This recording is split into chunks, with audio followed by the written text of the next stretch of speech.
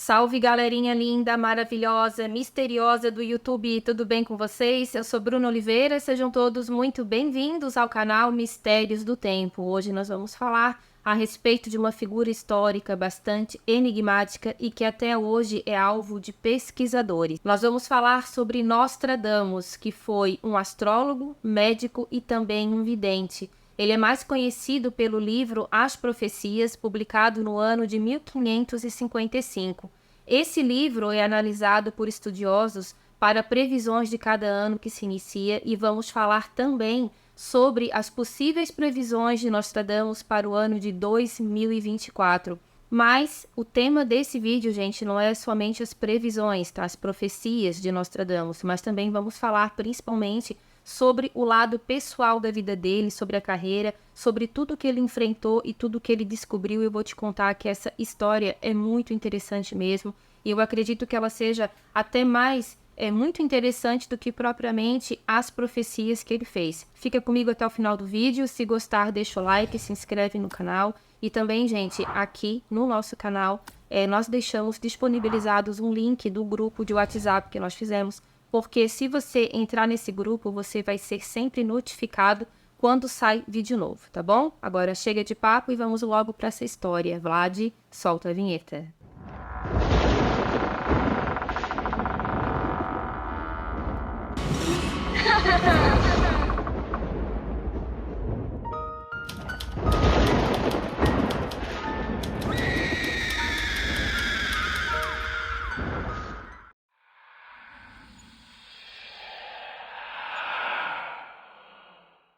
Michel de Nostre-Dame, mais tarde chamado de Nostradamus, nasceu em Saint-Rémy-de-Provence, na França.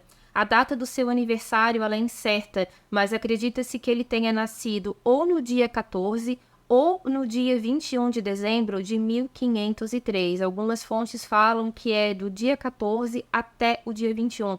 Mas fontes francesas, tá, que trabalham diretamente com a biografia desse grande homem, falam que não, que ou foi dia 14 ou foi dia 21. O pai de Michel se chamava Jaume de Nostre-Dame e sua mãe Renier. O Michel, é assim que eu vou chamar, tá, gente? Ele até a parte da história em que ele muda o sobrenome dele para Nostradamus. Então, até lá eu vou me dirigir a ele como o primeiro nome, Michel.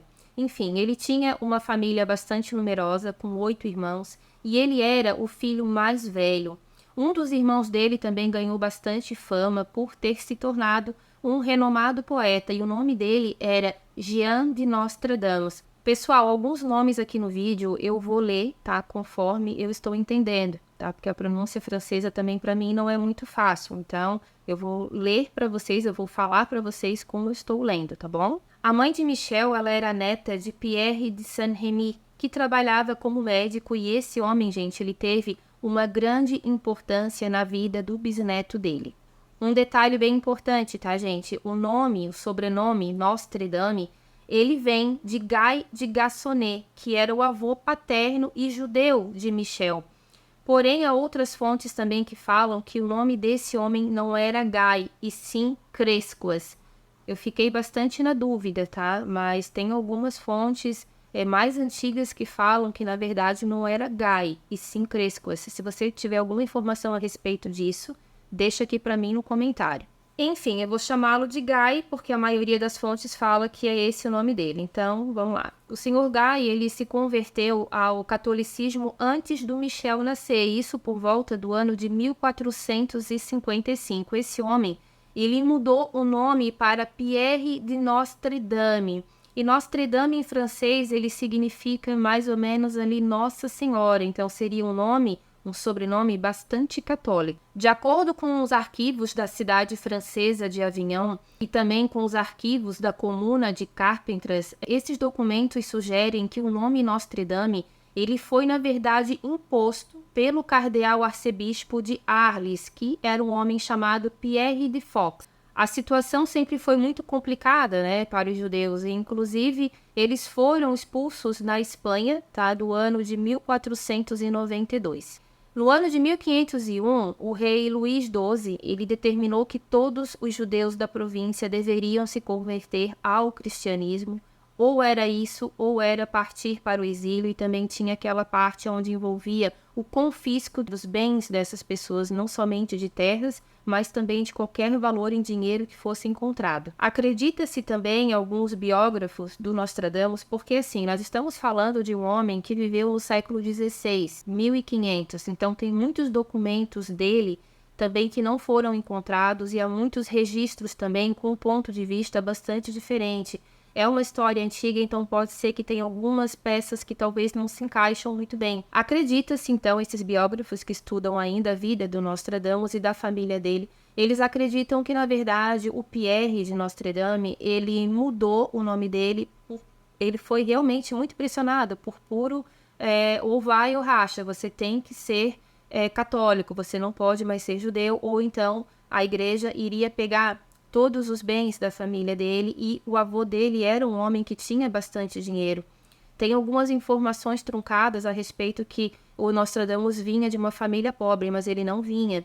A família dele era muito bem conceituada, tinham médicos na família também, pessoas que trabalhavam diretamente com dinheiro, então era uma família muito bem abastada. Então, por causa disso, por essa pressão da Igreja Católica, o Senhor Guy se transformou em Senhor Pierre de Notre-Dame. Nessa época também tinha uma grande pressão da Igreja a respeito, da Santa Inquisição, do Santo Ofício, que na verdade é a mesma coisa. Para quem não sabe, a Inquisição é Santo Ofício ou Santo Ofício da Inquisição, ou até mesmo Santa Inquisição, foi um grupo de instituições dentro do sistema jurídico da Igreja Católica Romana que tinha o objetivo de combater a heresia, a apostasia, a blasfêmia, feitiçaria e qualquer outro tipo de comportamento que fosse considerado pecaminoso, ou seja, se você andasse fora da linha, se você mexesse com outras alternativas de cura, você possivelmente seria considerado um bruxo, um herege, e vocês já sabem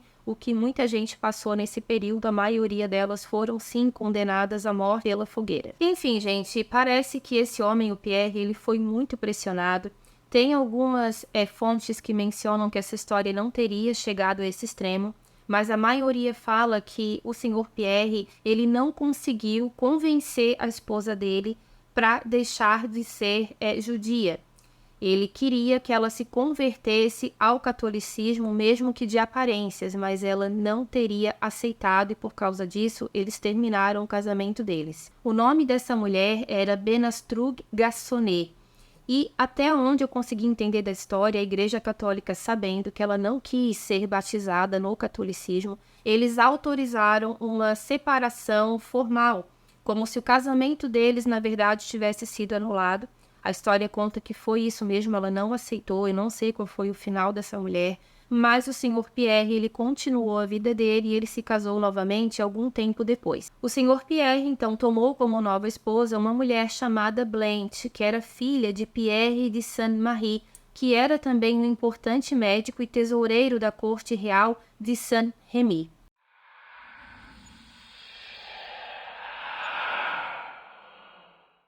Não se sabe praticamente nada a respeito da infância do Nostradamus, mas por alguns registros familiares que mais tarde também se tornaram documentos históricos, é constatado que, ainda criança, o Michel era considerado uma criança bastante diferente das outras, porque ele tinha uma sensibilidade bastante aguçada, ele tinha uma intuição assertiva muito grande, ele tinha algumas visões.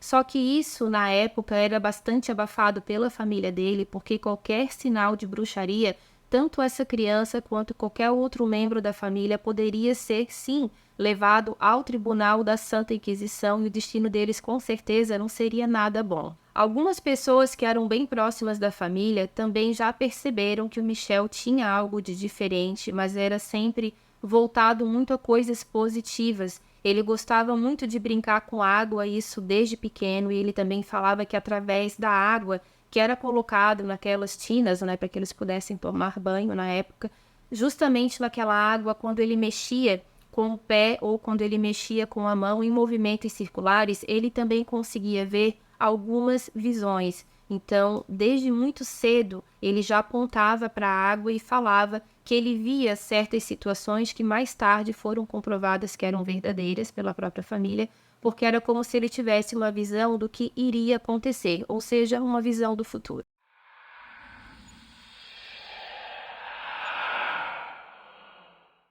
Muitas informações são truncadas a respeito de quem foi o grande mentor na vida de Nostradamus. A maioria das informações é mencionado que, na verdade, quem ensinou toda essa arte do ocultismo, da astrologia, quem incentivou ele a seguir em frente com a medicina, também uma medicina bastante alternativa na época, que também não era vista com bons olhos, teria sido o senhor Pierre de Nostradamus, que era o avô paterno. Mas, na verdade, quem teria ensinado tudo que Nostradamus aprendeu foi o bisavô paterno dele, que também se chamava Pierre. Esse Pierre, na verdade, era Pierre de Saint-Rémy, e não Pierre de Nostradamus, só para vocês não confundirem a cabeça de vocês. Pierre de Nostradamus era o avô paterno do Nostradamus, e o Pierre de Saint-Rémy, ele era o bisavô materno do Nostradamus. Então, a princípio, os biógrafos mais antigos que estudam a vida desse grande mago afirmam que, na verdade, o mentor do Nostradamus foi o bisavô. Como os nomes eram iguais, Pierre, provavelmente está aí o motivo da grande confusão. Esse bisavô do Nostradamus, do Michel de Nostradame, que nessa época não era Nostradamus ainda, ele teve uma participação muito especial na vida do bisneto, não só na parte de decidir, de ajudá-lo a decidir a sua futura profissão, que era médico, mas também esse homem ele possuía os mesmos dons que o Michel possuía. Desde pequeno ele também tinha visões, e quando ele começou a perceber que o bisneto dele também tinha esses dons, ele entrou mais diretamente na vida do bisneto, falou com os pais dele, pediu para que ele mesmo tomasse conta da educação desse menino, porque, segundo algumas informações falam, isso está registrado, o Pierre de Saint-Rémy, que era o bisavô, ele falou que na família dele, a cada geração sempre tinha alguém da família, geralmente eram meninos, tá? Mas também tinha algumas meninas na família que também tinham esses dons, mas que a maioria tinha muito medo disso tudo, de ser mal visto também pela igreja, então muita coisa também não foi contada. Mas no caso dele, não, ele tinha um pouco mais de abertura, ele tinha mais curiosidade a respeito do ocultismo, e o Michel demonstrava esse interesse também desde cedo, ele era muito curioso, ele perguntava por que ele tinha aquele tipo de visão. Então a família, no caso os pais, autorizaram o senhor Pierre de Saint-Rémy a cuidar diretamente da educação do bisneto, e ele fez isso muito bem, porque o Michel, desde muito cedo, ele sempre foi um menino prodígio. Ele sempre foi muito mais bem evoluído em questões de aritmética, por exemplo, a matemática, do que qualquer outra criança. Ele já tinha um raciocínio muito à frente da idade dele. Então, a escola, em especial naquele período também, tinham muitos professores que iam em casa quando a família era mais abastada. E quando não era, eu não sei muito bem como é que funcionava o ensino público, digamos assim, na época.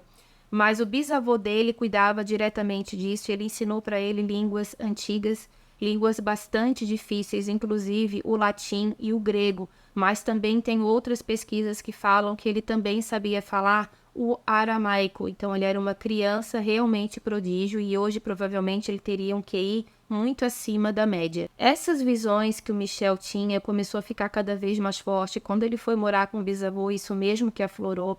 E, na verdade, essas visões hoje, ela é chamada de clarividência, e o bisavô dele também tinha bastante. Nessa época também, o bisavô do Michel, ele passou para ele muitas informações a respeito da astrologia. Naquele tempo, alguns médicos também usavam bastante essa questão da astrologia. Alguns não acreditavam, até hoje, principalmente hoje, alguns médicos mais tradicionais, eles também não levam em consideração em nada qualquer informação referente aos astros.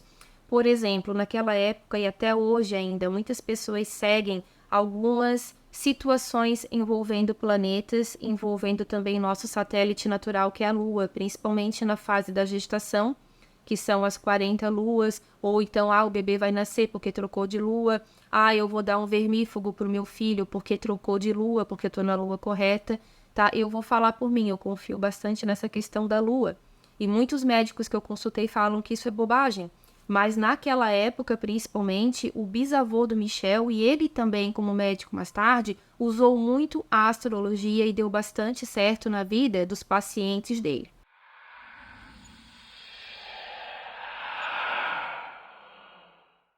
Enfim, pessoal, os anos se passaram, Michel de Nostra-Dame cresceu, ele ingressou na Universidade de Avignon e depois de pouco tempo, mais ou menos um ano, ele foi forçado a deixar essa universidade porque ela fechou as portas durante um surto da peste negra. Depois de deixar Avignon, Michel, por sua conta própria, ele viajou pelo interior por 8 anos e a partir de 1521 ele começou a pesquisar remédios à base de plantas.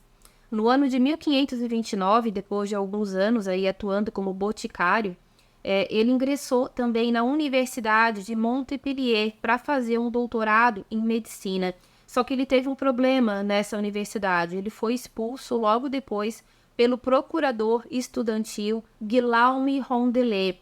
Esse homem, ele providenciou a expulsão do Michel de Nostra-Dame porque ele descobriu que ele era um boticário, tá? Que no caso hoje seria alguém que trabalha bastante também com a medicina alternativa, com remédios naturais, enfim, um homeopata, né? Tudo isso era muito ligado ao boticário, que não era visto com bons olhos pela maioria da classe médica e também pela Igreja Católica, que considerava isso uma prática muito forte, uma prática muito próxima da bruxaria. Só que o Michel falou que ele não ia abandonar esses estudos dele, que estava dando muito certo, inclusive para problemas de saúde relacionados à família dele, e ele acabou, infelizmente, sendo expulso, mas ele continuou com essa profissão de boticário. Esse documento da expulsão dele ainda existe e está lá na biblioteca dessa faculdade, só que com o tempo também foram colocados alguns adendos, porque naquela época foi colocado simplesmente Michel e depois disso foi acrescentado a palavra doutor. Após a expulsão dessa universidade, e mesmo que o Michel de Nostra-Dame teve ainda mais vontade de estudar a medicina alternativa, ele estudou muito a parte de plantas, tá? Ele confiava muito. Ele estudou tanto essa questão da base das plantas que ele conseguiu fazer uma pílula. Essa pílula ou pastilha era chamada de pílula rosa ou pílula das rosas. E esse medicamento natural conseguiu também ajudar muitas pessoas na época da epidemia da peste negra, que também é chamada, de peste bubônica. A peste negra, pessoal, em uma forma especialmente virulenta, ela atingiu a França seguidas vezes no período de 1520 a 1600, com cerca de 400 surtos, tá? Isso registrado pela história em diferentes partes do país apenas durante o tempo de vida de Michel de Nostra-Dame, fora o que aconteceu também após a morte dele. Enfim, nesse período de surtos, tá, que a cidade ali onde ele morava estava tendo, ele então começou a distribuir essas pílulas, começou a fazer esses testes, tá? Eles usavam aquelas máscaras, porque realmente o cheiro das pessoas era algo muito ruim, e ele começou a ver que aquela pílula estava fazendo um grande efeito, porque nós estamos falando de um período onde os médicos da época eles não sabiam praticamente nada a respeito dessa doença e eles utilizavam métodos bastante medievais. Realmente eles estavam nesse período, então eles usavam muitas sangrias à base de sanguessugas, eles também faziam outros tratamentos através de purgantes, porque eles achavam que se a pessoa eliminasse todo aquele sangue contaminado, através também de laxantes muito fortes que eram usados, a pessoa conseguiria se livrar daquele mal interno. Só que isso também prejudicava bastante a saúde desses pacientes, porque eles ficavam muito fracos. Como a imunidade baixava, aí mesmo que a doença agravava. Como essas pílulas do Michel começou a fazer muito sucesso, ele começou a ser admirado por muitos médicos que começaram a segui-lo também, mas teve outros que já foram lá no ouvido da Igreja Católica comentar que ele possivelmente era um bruxo, que aquilo tudo ali não era obra de Deus, e muitas pessoas também começaram a ficar bastante desconfiadas que o Nostradamus poderia ser, na verdade, um poderoso mago. Porém, depois de muito tempo, tá, pessoal, foi descoberto que o tratamento que o Michel ele utilizava nas pessoas, principalmente essas pastilhas à base de rosa, elas fizeram muito sucesso, vamos falar assim, por causa da grande quantidade que tinha de vitamina C. Essas pílulas, elas tinham bastante vitamina C, aproximadamente eram utilizados 6 frutos da rosa mosqueta, tá? E esses 6 frutos, eles podem fornecer até 119 miligramas dessa vitamina. Essa rosa, ela também se chama rosa rubiginosa, que é de origem europeia e é mais conhecida também, principalmente aqui no Brasil, como rosa mosqueta. Então, a base principal dessas pílulas do Nostradamus era a rosa mosqueta, mas tinham outros ingredientes também, como, por exemplo, o cravo. Um outro método também que o Michel de Nostradame utilizava, e que hoje parece uma coisa banal, mas na época não era, é a limpeza, a higiene do corpo. Naquele período na França, principalmente na França, a higiene não era uma coisa que era praticada. O saneamento deles era muito complicado, tem até algumas fotografias, algumas ilustrações, na verdade, nessa época não tinha fotografia ainda. Algumas ilustrações de pessoas colocando os seus dejetos ali, né, naquelas tigelas, diretamente da janela para a rua. Então, era um local muito sujo. Nem todas as casas faziam dessa forma, mas era muito difícil alguém tomar um pouco mais de cuidado com esse tipo de coisa, e foi aí que a peste bubônica realmente se propagou. Então, o que o Michel começou a entender, e ele usava isso nele mesmo. Ele era um homem muito limpo. Ele tinha barba comprida, mas ele estava sempre muito limpo, diferente de outros médicos da época.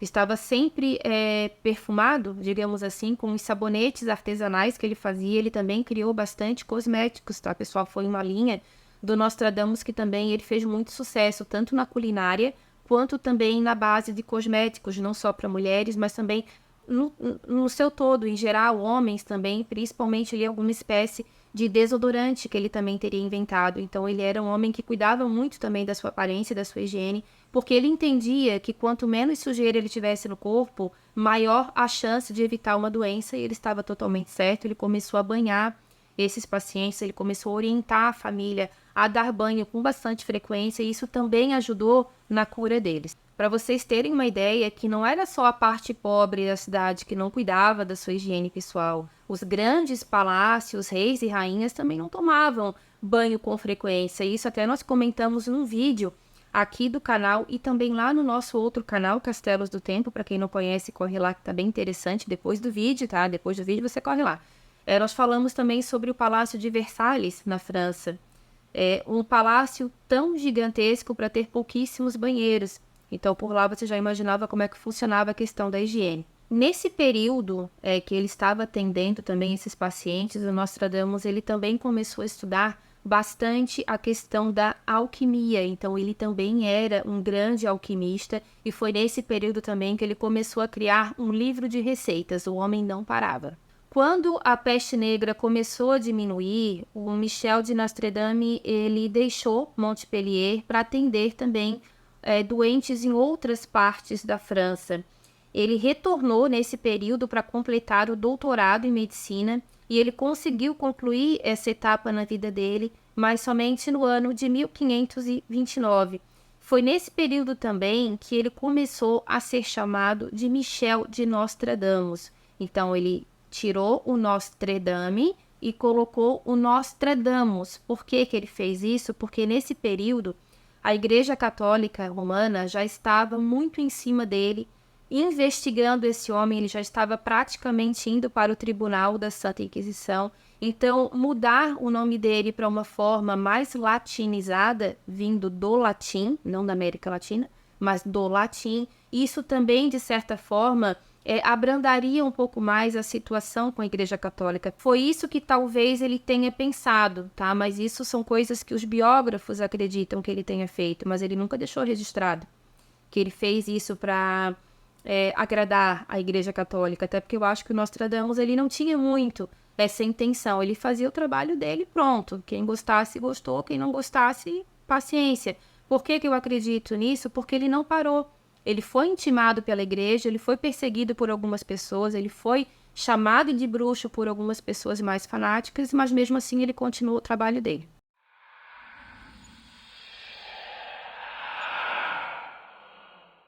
Algum tempo se passou e o Nostradamus ele se casou pela primeira vez no ano de 1531 com uma mulher de Montpellier.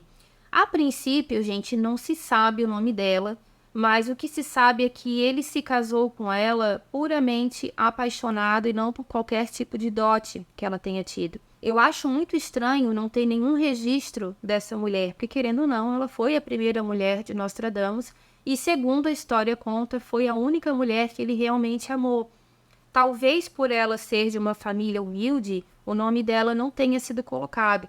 Então, como ele já tinha bastante renome, essa questão do casamento por amor, ela é muito confirmada, porque essa mulher não tinha nenhum dote para oferecer para ele.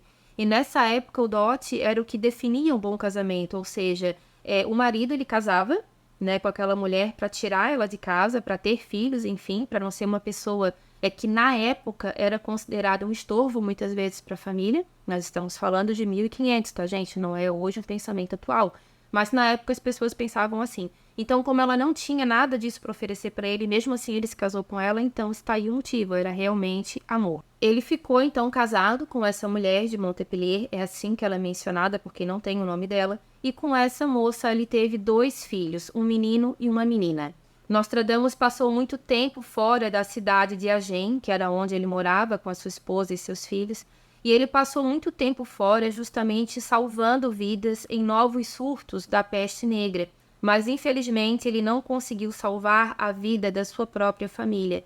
A sua esposa e os seus 2 filhos morreram em 1534 durante um outro surto da peste. A doença pegou eles de uma forma muito rápida. O Michel não estava na cidade, um outro médico fez o atendimento deles, enviou uma carta para o Michel, mas não deu tempo dele chegar em casa. Então muitas pessoas também criticaram ele na época, pessoas que não gostavam dele, já começaram a espalhar bastante fofoca maldosa. Olha, ele não é tão bom assim, porque ele não conseguiu salvar a família, mas ele salvou milhares de vidas.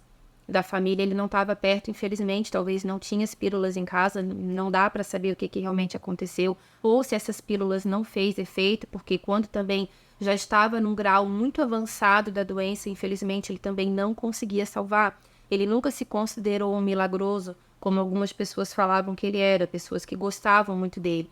Então, dependendo do estágio da doença e de outras comorbidades que essa pessoa já sofria, as pílulas e o banho também não eram suficientes e muitas pessoas morreram sim. Outras pessoas, para serem mais maldosas ainda, falavam dele o seguinte: olha, o Nostradamus não salvou a família dele porque esse medicamento que ele está dando para vocês, essa pílula do demônio, que era assim que muitos mencionavam, essas pílulas não fizeram efeito para a família dele porque ele não deu. Porque ele só deu para outras pessoas, pessoas que ele não estava nem aí.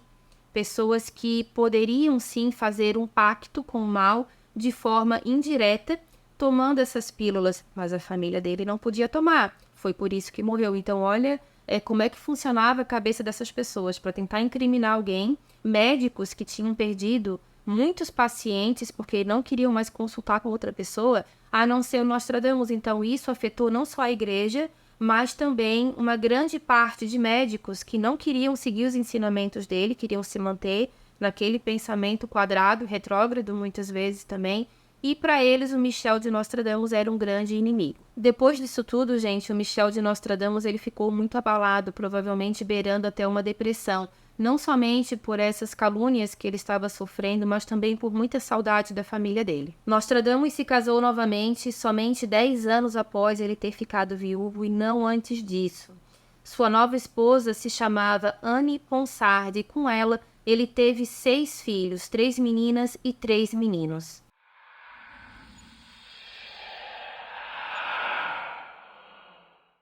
Por volta de 1547, Nostradamus começou a fazer previsões através de estudos astrológicos e também de inspirações que ele recebia, possivelmente inspirações divinas.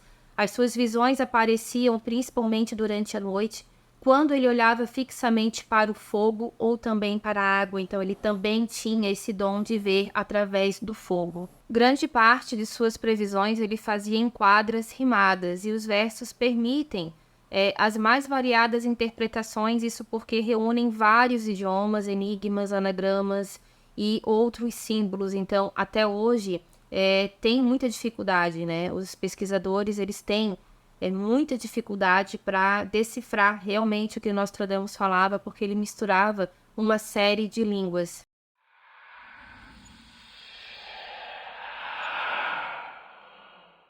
Em 1555, Nostradamus ele publicou um livro de previsões intitulado Centúrias, contendo 1000 previsões. Algumas fontes falam que pode ser um pouco menos também, cerca de 900, 960, mas enfim. Esse livro ele foi reeditado 3 anos mais tarde e ele foi dedicado ao rei Henrique II. A rainha francesa Catarina de Médici, ela consultava com frequência Nostradamus, que previu a morte do rei, o esposo dela, que era o rei Henrique II. Essa profecia escrita por Nostradamus, ela diz o seguinte, e eu vou ler aqui para vocês. O jovem leão vencerá o velho, no campo de batalha, no único combate.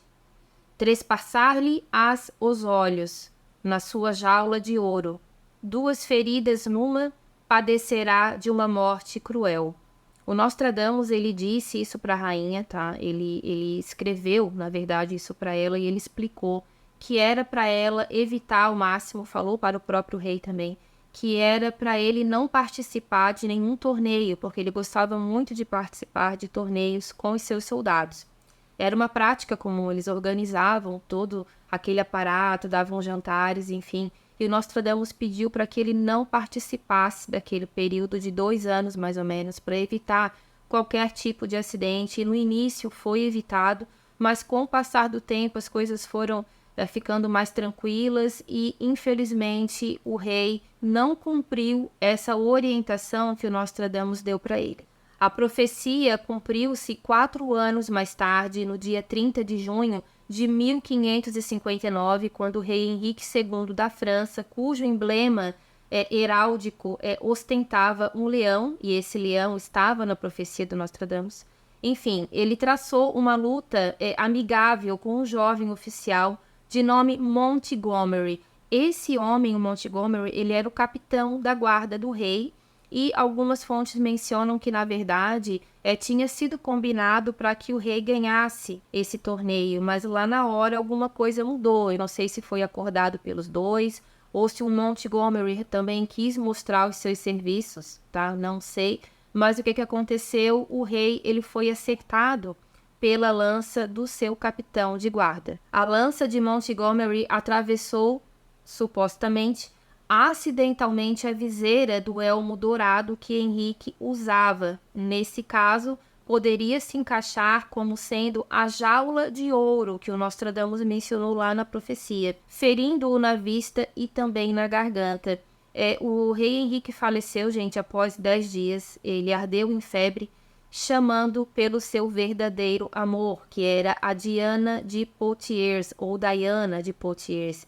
E essa mulher, ela estava nesse torneio e depois foi, sim, descoberto que ela foi o grande amor da vida desse rei, que ele casou com a Catarina de Médici puramente por negócios e não que ele era apaixonado por ela. E isso costumava acontecer com bastante frequência e ainda acontece na família real, onde os casamentos são puramente por interesse. Enfim, ele começou a chamar por essa mulher. A Catarina, no fundo, sabia que ela era traída, sim.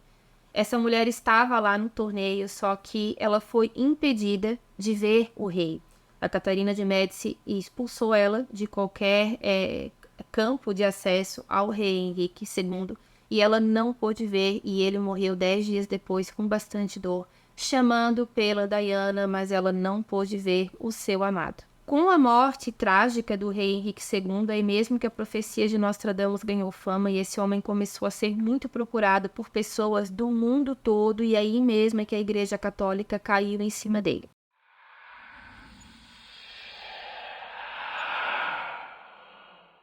Michel de Nostradamus faleceu aos 62 anos de idade no dia 2 de julho de 1566, em Salon de Provence, na França. Ele teria previsto a própria morte ao se despedir de seu assistente, um homem chamado Jean de Ravine, na noite anterior. Ele disse para esse homem, gente, que provavelmente no dia seguinte ele não estaria vivo, que até o amanhecer ele já estaria sem vida. Na manhã do dia seguinte, ele foi realmente, né, como ele falou, encontrado sem vida, deitado no chão, ao lado de sua cama e também ao lado de um banco. Eu não sei dizer se a esposa dele não estava naquele período, porque naquela época era muito comum eles dormirem em quartos separados, tá? Eles só ficavam no mesmo quarto para manterem as suas intimidades, mas depois cada um ia para o seu lado e ponto final. Então, provavelmente, ele faleceu sozinho. O Nostradamus, ele sofria de um problema chamado gota, e era um problema muito severo que tinha já no final ali, quando ele já estava com 60 para 61 anos, essa situação se agravou bastante. E essa gota que ele tinha, ela evoluiu para um grande edema. Mas outras fontes também mencionam que ele também tinha um problema de insuficiência cardíaca e que ele também seria epilético. Isso não é 100% confirmado, mas também há essa possibilidade dele também ter tido um ataque cardíaco. Michel de Nostradamus foi sepultado na Capela Franciscana, local em Salum. Hoje parte desse lugar incorpora um restaurante chamado La Broquerie. Mas os seus despojos eles foram reenterrados durante a Revolução Francesa no Colegial Saint-Laurent. Isso porque os seus restos mortais eles foram retirados do túmulo principal, do túmulo original, durante esse período de guerra. Algumas fontes falam que alguns soldados tiraram a ossada do Nostradamus de lá e que inclusive beberam vinho no seu crânio. Isso é muito comentado, mas também não é 100% certo que teria acontecido.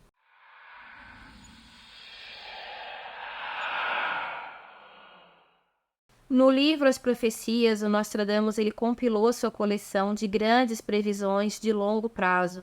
A primeira parcela foi publicada em 1555 e continha 353 quadras. A terceira edição, com 390 quadras, foi impressa em 1558, mas agora sobrevive apenas como parte da edição que foi publicada após a sua morte. Essa versão ela contém uma quadra não rimada e 941 rimadas, tá? Agrupadas em 9 conjuntos de 100 e um de 42, denominados séculos. E aí onde as pessoas falam que, na verdade, foram 942 previsões e não 1000. Segundo relatos de pesquisadores, de tradutores, arqueólogos, enfim, vários pesquisadores de todas as áreas do mundo pesquisam esse livro. Eles falam que, na verdade, o Nostradamus ele previu com precisão alguns dos eventos mais marcantes dos últimos séculos, como a ascensão de Adolf Hitler ao poder. Ele também teria previsto, no caso, a Segunda Guerra Mundial, a Revolução Francesa, a morte da princesa Diana, que inclusive nós temos um vídeo aqui no canal, tá, gente? Nós temos 2 vídeos falando sobre ela. E também ele teria previsto os ataques de 11 de setembro, que aconteceu no ano de 2001. E ele também teria previsto a pandemia, tá, que ocorreu agora, da Covid-19. Fora outras profecias, que se for para eu falar tudo aqui, vai 3, 4 vídeos. De acordo com alguns intérpretes, o Nostradamus ele usava a astrologia também para prever o futuro, isso é fato. E para o ano de 2024, ele também teve algumas previsões, que seria mais uma guerra, uma mudança na monarquia britânica, desastres climáticos e até mesmo um novo Papa. Mas uma coisa que é muito interessante de mencionar: em nenhum momento nesse livro o Nostradamus falou assim, até porque era tudo muito simbólico, muito enigmático. Mas mesmo na tradução desses símbolos, ele nunca deixou claro: tal coisa vai acontecer em 2021, tal coisa vai acontecer em 2024. Não, isso é uma questão interpretativa que esses historiadores usam para decifrar, então, essas profecias.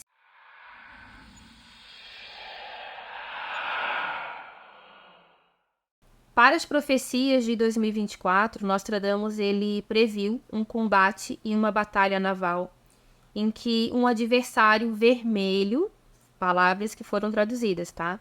Que o adversário vermelho ele ficará pálido de medo, deixando o grande oceano em pavor.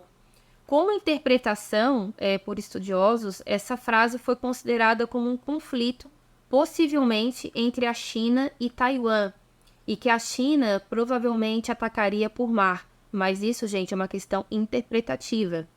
Não foi Nostradamus que escreveu tintim por tintim. Isso é uma questão de interpretação dos tradutores.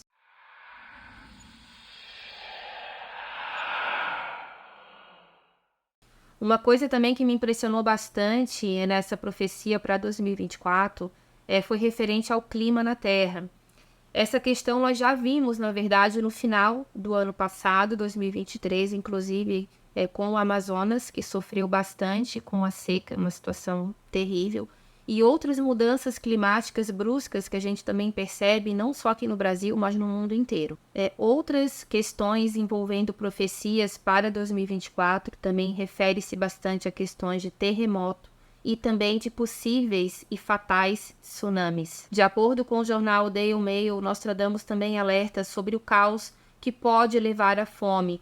Um trecho do livro dele diz o seguinte, abre aspas, fome muito grande por meio de onda pestilenta, fecha aspas, ou seja, uma nova pandemia poderia surgir. Já surgiu uma, infelizmente, e talvez teria uma outra pandemia também muito mais grave, e eu espero que isso não aconteça.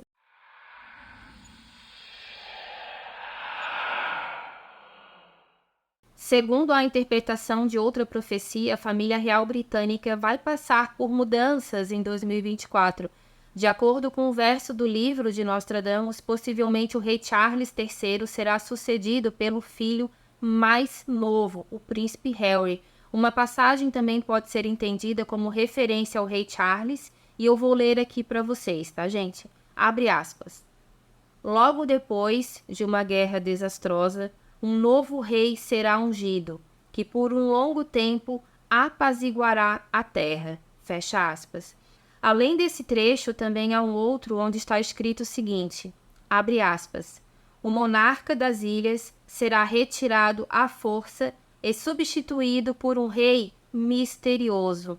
Fecha aspas. É aí que algumas pessoas acreditam que não é o príncipe Harry que vai assumir o trono. Até porque, pela linha de sucessão, quem vai assumir o trono será o príncipe William, que hoje é o príncipe de Gales, junto com a princesa Kate.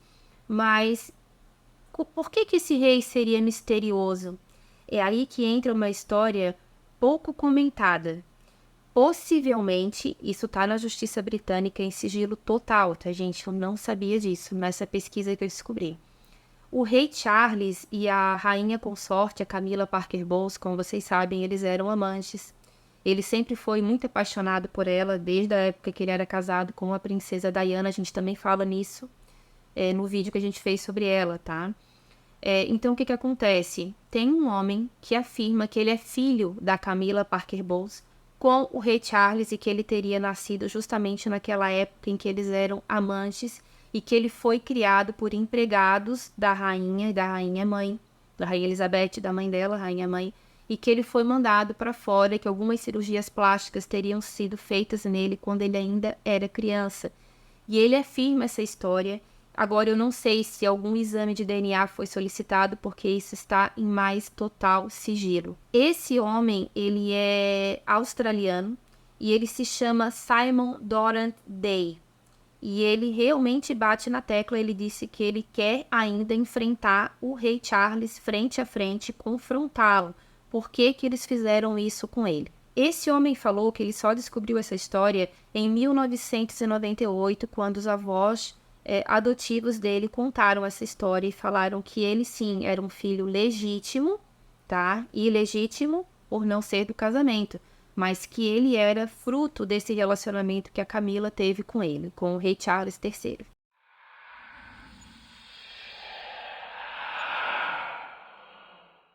Ainda de acordo com as previsões de Nostradamus, o comando do Vaticano deve mudar. O Papa Francisco, que hoje está com 87 anos, ele vem sofrendo realmente com problemas sérios de saúde. E em um trecho desse livro, o Nostradamus teria dito o seguinte, tá? Foi decifrado o seguinte, abre aspas. Através da morte de um pontífice muito velho, um romano de boa idade será eleito. Dele se dirá que enfraquece sua sé, mas por muito tempo ele permanecerá sentado e em atividade mordaz. Fecha aspas. Então, assim, gente, essas são algumas das previsões, tá, para 2024. Eu não vou poder deixar tudo aqui, porque senão realmente vai ficar um vídeo extremamente extenso e é interessante fazer por partes, tá? Nós fizemos recentemente do Rasputin, onde algumas pessoas também me pediram para fazer a parte 2, que é referente às profecias de Rasputin. Podemos fazer também, se você tem interesse, também deixa aqui para mim no comentário. Se ainda não viu esse vídeo, corre lá para ver que tá bem interessante. E se você quiser também que a gente faça um vídeo somente das profecias do Nostradamus, você me pede que a gente pesquisa e faz aqui para vocês, porque quem manda aqui no nosso tema são vocês, nossos inscritos, tá bom, gente? Essa foi a nossa história de hoje, eu espero que vocês tenham gostado. Se tornem membros aqui do canal se puderem, se não puder, compartilha o nosso link na sua rede social, que já nos ajuda muito, deixa o like também, o seu comentário, porque quanto mais interação, mais o YouTube vai recomendar. E também clica no link aqui do WhatsApp, tá bom? Que a gente vai sempre manter vocês notificados. Esse grupo é só para notificação, tá, gente? Não tem nenhuma outra interação, pelo menos no momento. Podemos ver mais tarde um grupo para membros também, para a gente poder ter uma interação melhor, mas por enquanto é só para notificar, tá bom? Qualquer coisa é só me chamar aqui no comentário que eu explico melhor para vocês, tá bom? Um beijo grande e até a próxima história. Tchau, tchau. Fiquem com Deus.